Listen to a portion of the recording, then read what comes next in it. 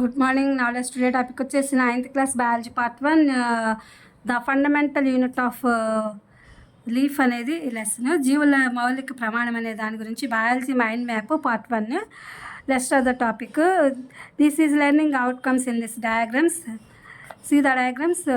This is plant cell, endoplasmic reticulum, mitochondria, Golgi apparatus, chloroplast, cell wall, vacuole, plasma membrane, nucleus. This is the plant cell parts.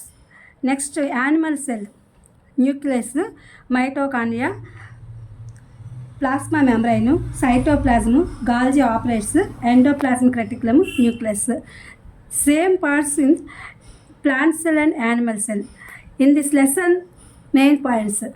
The father of cell biology, Albert Kleda, is considered to be the father of cell biology. He was awarded the Nobel Prize for Psychology Medicine in 1974. Born in Belgium, moved to the United States and worked in the Rockefeller Institute to develop cell fractions and ultracentrifugations, a structure functional standard of organisms. The plasma layer built with proteins, lipids is outside the wall. The practical or plasma layer is called discretionary membrane. Built the cellular cell shield is outside the plant cell. Robert Brown found the nucleus in 1831. In the red blood cells of mammals, there is no nucleus in the Chalani cells in the nutrients tissues. Nucleus regulates all of cells functions. Nucleus confirms the symptoms of the organisms that have a genetic information. Nucleus creatures that are not central moving around the nucleus. Example, bacteria, cyanobacteria. The central creatures around the nucleus are real nucleus creatures. Example, fungi, plant, animal cells. ఇది friends English biology. ఇదేంటంటే మనము ఇక్కడ fundamental leaf ఇదేంటంటే ఇది cell structure functional same ఇదే ఉంటుంది దేంట్లో అయినా. ఇది ప్లాంట్ సెల్ అంటే మొక్కలకు సంబంధించిన కణాలు, జంతువులకు సంబంధించినవి ఏ భాగాలు ఉన్నాయి వాటిల్లో ఏంటి ఇవన్నీ కూడా 8th క్లాస్లో కూడా మనం కొన్ని చూసాము. దానికి రిలేటెడ్గానే ఉన్నాయి, కాకపోతే స్మాల్ డిఫరెన్స్ అనేది ఉంది ఇందులో.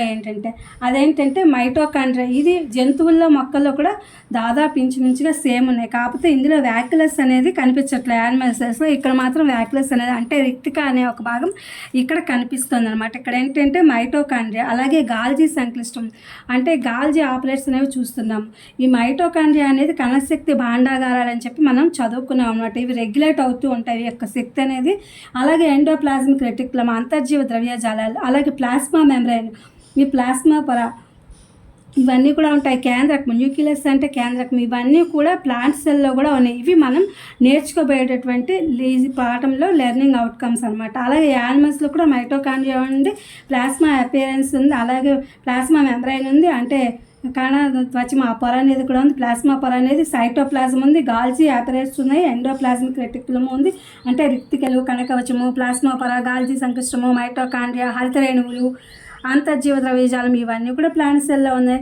ఇంకా యానిమల్ సెల్ వచ్చేసరికి, జంతు కణాలు వచ్చేసరికి దీంట్లో కూడా అంతర్జీవ ద్రవ్యజాలము, ప్లాస్మా పొర, మైటోకాండ్రియా ఇవన్నీ కూడా ఉన్నాయన్నమాట దీంట్లో కూడా. అయితే ఏంటంటే ఇప్పుడు మనం తెలుసుకోవాల్సింది ముందుగా ఈ యొక్క సెల్ బయాలజీకి పితామహుడు అనే ఒక ఆయన ఉన్నాడు, ఆయన గురించి మనం తెలుసుకుందాము.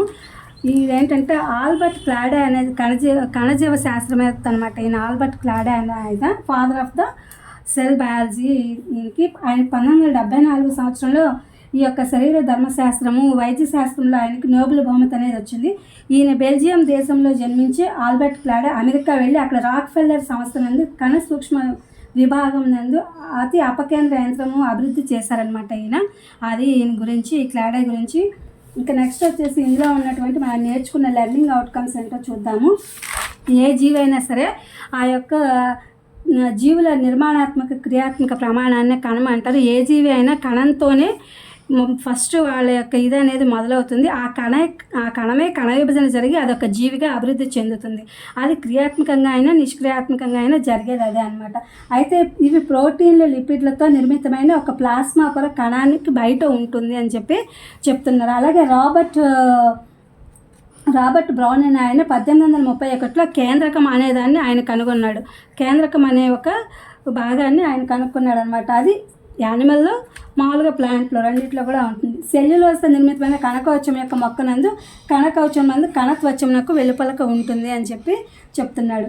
అలాగే క్షీరదాలు ఎర్రరక్త కణాల్లోనూ పోషక పదార్థాల్లోనూ ఇవన్నీ కూడా చాలని కణాలందు కేంద్రకం ఉంటుంది. అంటే ఎందులో ఉంటుంది కేంద్రకం అంటే చాలని కణాల్లో కేంద్రకము అనేది ఆ టిష్యూ అనేది ఉంటుంది అని చెప్పి చెప్తున్నారు. అలాగే ఈ కణాలు విధులన్నిటినీ కూడా ఈ యొక్క కేంద్రకం అనేది క్రమబద్ధీకరిస్తుంది. ఏదైతే ఈయన కనుక్కున్నారో ఆ కేంద్రకం అని ఒక భాగానికి ఆ పేరు పెట్టారో ఆ కేంద్రకము ఈ యొక్క చర్యలన్నింటినీ ఈ యొక్క విధులన్నింటినీ నిర్వహిస్తుంది అని చెప్పి అంటున్నారు. కేంద్రకం చుట్టూ జన్యు సమాచారం కలిగిన జీవుల లక్షణాలను అది నిర్ధారిస్తుంది అనమాట. కేంద్రకమే ఆ యొక్క లక్షణాలన్నింటినీ కూడా నిర్ధారిస్తుంది. అలాగే కేంద్రకం చుట్టూ కేంద్రక త్వచం లేని జీవులు కొన్ని ఉంటాయన్నమాట. వాటిని ఏమంటారంటే కేంద్రకం లేని జీవులు అని చెప్పి అంటారు. అంటే కేంద్రక పూర్వజీవులు అని చెప్పి అంటారు. వాటికి ఉదాహరణ ఏంటంటే బ్యాక్టీరియా, సైనోబ్యాక్టీరియా. అట్లాగే కేంద్రకం చుట్టూ కేంద్రక త్వచం గల జీవులు ఉంటాయి. అంటే కేంద్రకం పొరతో కలిగినటువంటి జీవులు ఉంటాయి. అవి ఏంటంటే నిజ కేంద్రక జీవులు అంటారు. వాటికి నిజ కేంద్రక జీవులు అంటారు. ఉదాహరణకి శిలీంధ్రాలు, మొక్కలు, జంతువులు అనమాట. ఇవి friends today English Telugu version అనమాట. ఈ యొక్క the fundamental unit of leaf and biology జీవుల మౌలిక ప్రమాణం అనేది పార్ట్ 1గా వీడియో అప్లోడ్ చేస్తుంది 9th క్లాస్. ఇది మీకు ఉపయోగపడుతుందని చెప్పి అనుకుంటున్నా. Please me channel like, share, subscribe and comment. Thank you for watching. Thank you for our support.